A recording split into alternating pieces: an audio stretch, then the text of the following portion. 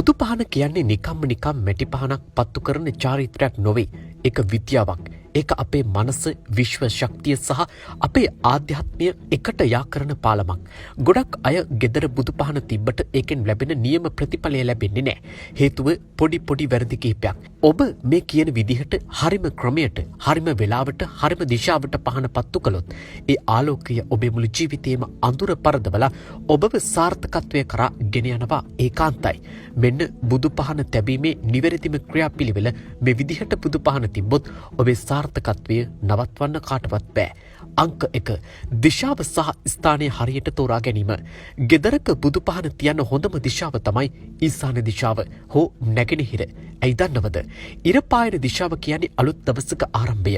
විශ්ව ශක්තිය ගෙදරට ඇතුල් වෙන්නේ මේ පැත්තෙන් කියලා විශ්වාස කරනවා. ඔබ උදේට පහන තියනකොට නැගෙනහිර බලාගෙන වන්දනා කරනවා නම් ඔබේ මනසට පුදුම ප්‍රබෝධයක් ලැබෙනවා. කවදාවත් බුදු පහන නාන කාමරය හෝ වෙසකිලියක් ළඟ බිත්තියකට හේතු කරලා තියන්නට එපා. ඒ වගේම පඩිපෙලක් යට තියන්නත් එපා. පහන තියෙන තැන නිස්කලංක පිරිසිදුවන්නක් වෙන්නට ඕන. අංක 2. පහනේ උස. ඔබේ ගෞරවයේ මට්ටම. බුදු පහන කවදාවත් ඔබේ ඉනට වඩා පහළ මට්ටමක තියන්නට එපා. බුදුන් වහන්සේ කියන්නේ තුන් ලෝකයටම අග්‍ර වූ ශාස්ත්‍රූවරයාණන්. උන්වහන්සේ වෙනුවෙන් තියෙන පහන තියෙන්න ඕනේ ඔබේ ඇස් මට්ටමට සමානව හෝ ඊට ටිකක් ඉහළින්. ඔබ පහන දිහා බලන්න ඕනේ ඔළුව උස්සල මිසක් පහත් කරලා නෙවෙයි. මෙහෙම උසකින් පහන තිබ්බම ඔබ වන්දනා කරනකොට ඔබේ කොඳු නාරටිය කෙලින් තියාගන්න ලෙසි. ඒ වගේම පහන දකින්න වාරයක් පාසා ඔබේ හිතේ નિરાයාසයෙන්ම ගෞරවයක් ඇති වෙනවා.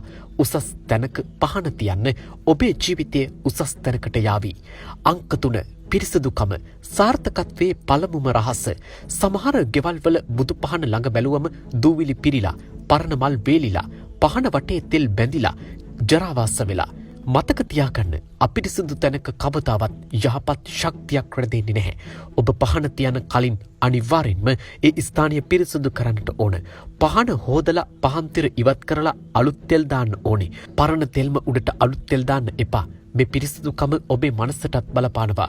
පිරිසිදු මල් ආසනයක් දකිනකොට ඔබේ හිත නිකන්ම පිරිසිදු වෙනවා.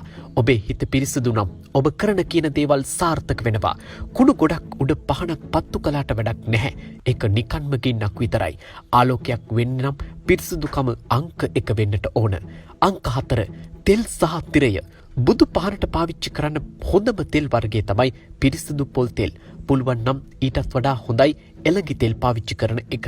ආයුර්වේදයට අනුව එළඟි තෙල් පහනකින් නිකුත් වෙන දුම පරිසරය පිරිසිදු කරනවා වගේම මනස සංසුන් කරනවා.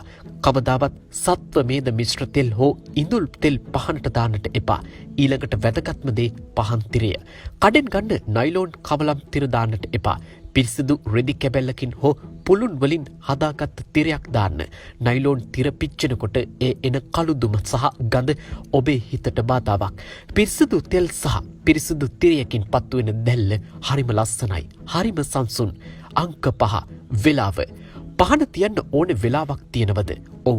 හොඳම වෙලාව තමයි උදේ 6ට සහ හවස 6ට. උදේ පාන්දර කියන්නේ පරිසරය පිබිදෙන වෙලාව. මේ වෙලාවට ඔබේ මනස හරිම ෆ්‍රෙෂ්. මේ වෙලාවට පහන තියලා දවස පටන් ගත්තම දවස පුරාම ඒ ගැම්ම තියෙනවා. හවස 6 කියන්නේ දවල් කාලය ඉවර වෙලා රාත්‍රියේ පටන් ගන්න වෙලාව. මේ වෙලාවට පරිසරය වෙනස් වෙනවා. අඳුරු වැටෙනකොට ගෙදර පහන පත්තු වෙන එකෙන් ගෙදරට ආරක්ෂාවක් සහ ආශිර්වාදයක් ලැබෙනවා. අංක 6. දැල්ලේ ස්වභාවය. ඔබ පත්තු කරන පහනේ දැල්ල දිහා ටිකක් බලාගෙන ඉන්න. ඒක හුළඟට වැනෙනවද? නැත්නම් දඟලනව වගේද? බුදු පහනක දැල්ල තියෙන්න ඕනේ බෝකොලයක හැඩයට. නිශ්චලව දැල්ල දඟලනවා කියන්නේ තෙල්වල වතුර හෝ තිරේ දෝෂයක්. නිශ්චල දැල්ලක් දකිනකොට ඔබේ හිතත් නිශ්චල වෙනවා. සමාධියකට එන්න ලේසි. සමහරු පහන පත්තු කරලා දුවනවා. එහෙම කරන්න එපා.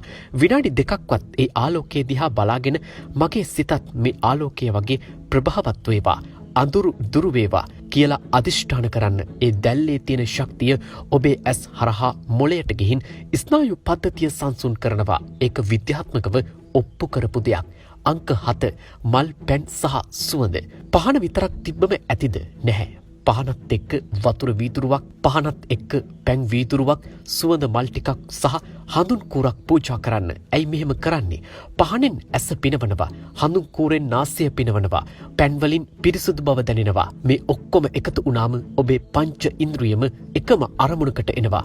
මල් පූජා කරනකොට මේ මල් මැලවෙනවා වගේ මගේ ජීවිතෙත් අනිත්‍යයි කියලා හිතන්න.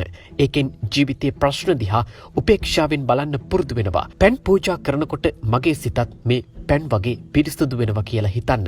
මේ දේවල් නිකන් චාරිත්‍ර නෙවෙයි. මේවා මනෝවිද්‍යාත්මක අභ්‍යාස. සාර්ථක මිනිස්සු හැමෝම Tamanගේ මනස උසස් මට්ටමක තියාගන්න මෙන්න මේ වගේ පුංචි පුරුදු භාවිතා කරනවා. අංක 8 ගාථා සහ අදිෂ්ඨානය. පහන තියලා නිකන් ඉන්න එපා. ඉතිපිස්සෝ ගාථාව හෝ ඔබට පුරුදු ඕනෑම ගාථාවක් ශබ්දනකා කියන්න. ගාථා කියනකොට ඇතිවන ශබ්ද තරංගවලට පුළුවන් ඔබේ ඇගේ තියෙන ලේ පිරිසිදු කරන්න සහ මනස සෝපත් කරන්න. ගාථා කියලා ඉවර වෙලා විනාඩියක් ඇස් පියාගෙන ඔබේ අරමුණ ගැන හිතන්න. මම කරන මේ ව්‍යාපාර සාර්ථක වේවා. මගේ දරුවන්ගේ අධ්‍යාපනය සාර්ථක වේවා කියලා ධනාත්මකව හිතන්න. බුදුන් වහන්සේ ඉදිරියේ කරන සත්‍ය ක්‍රියාවකට පුදුම බලයක් තියෙනවා. හැබැයි ඉල්ලීම් විතරක් කරන්න එපා. මුලින්ම ලෝකයට මෛත්‍රී යවන්න. ඔබේ ලෝකයට යහපත් ප්‍රාර්ථනාවක් කරනකොට විශ්වය ඔබට ඒ යහපත දසගුණයක් ආපහු ලබා දෙනවා. අංක 9 පවුලේ සහභාගීත්වය. බුදු පහන තියෙන එක අම්මගේ ඩියුටි එකක් විතරක් කරගන්න එපා. පුළුවන් හැම වෙලාවකම තාත්තා දරුවෝ ඔක්කොම එකතු වෙලා මේ වෙලාවට බුදුන් වදින්න. පවුලක් විදිහට එකට එකතු වෙලා කරන මේ පුංචි වැඩේ නිසා ගෙදර ලොකු සමගියක් ඇති වෙනවා. දරුවන්ගේ හිත්වල ආගමික භක්තියක් ඇති වෙනවා. ගෙදර ප්‍රශ්න රණ්ඩු සරුවල් අඩු වෙන්න මේක ලොකු හේතුවක්. සාර්ථක මිනිහෙක් වෙන්න නම් ගෙදර සාමය තියෙන්නට ඕන. ගෙදර ගිනි ගොඩක් නම් ඔබට එළියට ගිහින් ලෝකයේ දිනන්න බෑ. බුදු පහන වටා එකතු වෙන පවුල කවදාවත් විසිරෙන්නේ නැහැ. ඒ එකමුතුකම තමයි ඔබේ සාර්ථකත්වයේ පදනම. අංක 10 නොකඩවා කිරීමේ ගුණය. අද පහන තිබ්බා හෙට මහන්සි කියලා නිකන් හිටියා. ආයේ දවස් දෙකකින් තිබ්බා. මේ විදිහට කරලා නම් සාර්ථක වෙන්න බෑ. බුදු පහන තියෙන එක ඔබේ ජීවිතේ අනිවාර්ය අංගයක් කරගන්න. ඔබ දන්නවද? එක දිගට දවස් 21ක් යම් දෙයක් කළොත් ඒක පුරුද්දක් වෙනවා. දවස් 90ක් කළොත් ඒක ජීවන රටාවක් වෙනවා. නොකඩවා පහන තියෙන කෙනාට විනයක් හැදෙනවා. අන්න ඒ විනය තමයි ඔයාව බිස්නස් එකේදී රස්සාවේදී ඉහළටම අරගෙන යන්නේ. වැස්සත් පෑව්වත් මහන්සි වුණත් මම මගේ පහන තියනවා කියන අදිෂ්ඨානය තියෙන මිනිහව වටන්න කාටවත් බෑ. ඒ කැපවීම විශ්වය දකිනවා. ඒකට ප්‍රතිඵලය ලැබෙනවාමයි. බුදු පහන කියන්නේ ආලෝකය. මේ වීඩියෝ තුලින් ඔබ යම් දෙයක් ඔබගේ ජීවිතයට ලබා ගත්තා කියලා හිතුණා නම් මේ වීඩියෝට ලයික් එකක් දාලා ඔබ මේ සම්බන්ධව දරන මතය පහතින් කමෙන්ට් එකක් විදිහට පළ කරන්නත් අමතක කරන්නට එපා. මේ පිළිබඳව ඔබගේ යහළුවන්ව දැනුවත් කරන්න මේ වීඩියෝව ෂෙයා කරන්න.